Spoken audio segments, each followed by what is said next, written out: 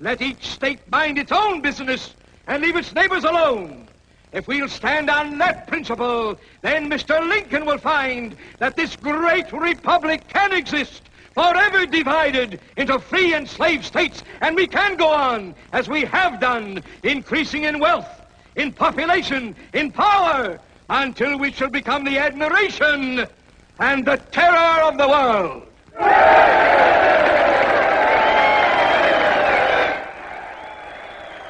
Listen to them yell, the empty-headed idiot's yelling at empty words. He doesn't know what he's talking about. He never did. You upset me, drink. Mr. Abraham Lincoln.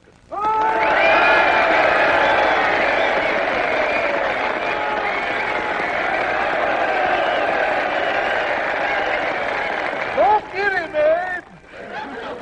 Judge Douglas has paid tribute to my skill with the dagger. I thank him for that, but I must admit that he can do more with that weapon than I can. He can keep 10 daggers flashing in the air at the same time. Fortunately, he's so good at it that none of the knives ever falls and hurts anyone.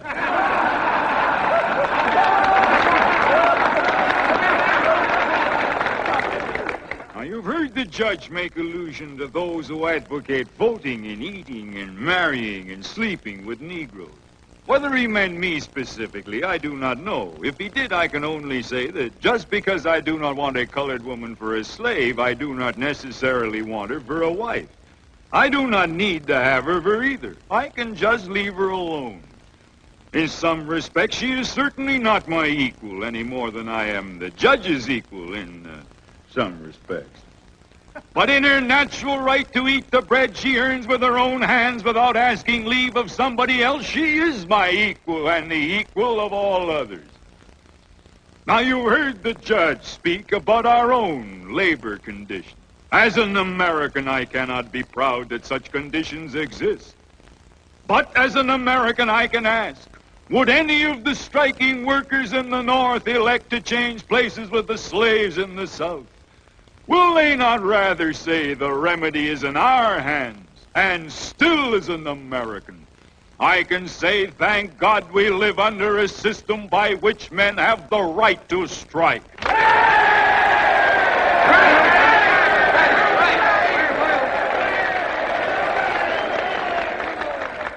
I am not preaching rebellion. I don't have to. This country with its institutions belongs to the people who inhabit it. Whenever they shall grow weary of the existing government, they can exercise their constitutional right of amending it, or their revolutionary right to dismember or overthrow it. If the Founding Fathers gave us anything, they gave us that.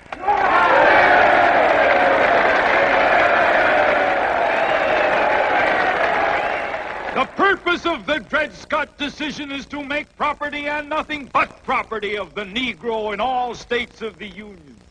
It is the old issue of human rights versus property rights.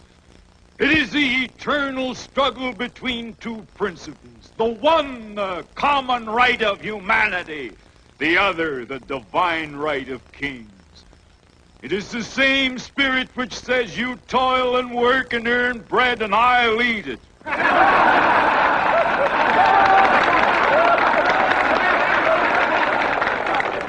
As a nation, we began by declaring all men are created equal. There was no mention of any exception to that rule in the Declaration of Independence. But we now practically read it, all men are created equal except Negroes. If we are to accept this doctrine of race or class discrimination, what is to stop us in future from decreeing all men are created equal except Negroes, foreigners, Catholics, Jews, or just poor people? That is the conclusion towards which the advocates of slavery are driving us. Let each state mind its own business, says Judge Douglas. Why stir up trouble? This is the complacent policy of indifference to evil. And that policy I cannot but hate.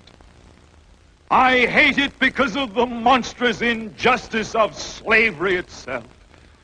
I hate it because it deprives our republic of its just influence in the world, enables the enemies of free institutions everywhere to taunt us as hypocrites, causes the real friends of freedom to doubt our sincerity, and especially because it forces so many good men among ourselves into an open war with the very fundamentals of civil liberty, denying the good faith of the Declaration of Independence and insisting that there is no right principle of action but self-interest.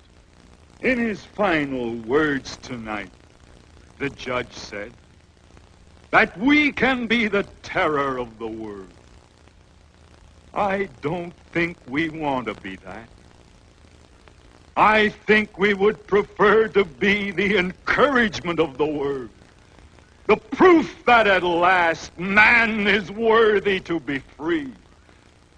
But we shall provide no such encouragement unless we can establish our ability as a nation to live and grow. And we shall surely do neither if these states fail to remain united. There can be no distinction in the definition of liberty as between one section and another, one class and another, one race and another.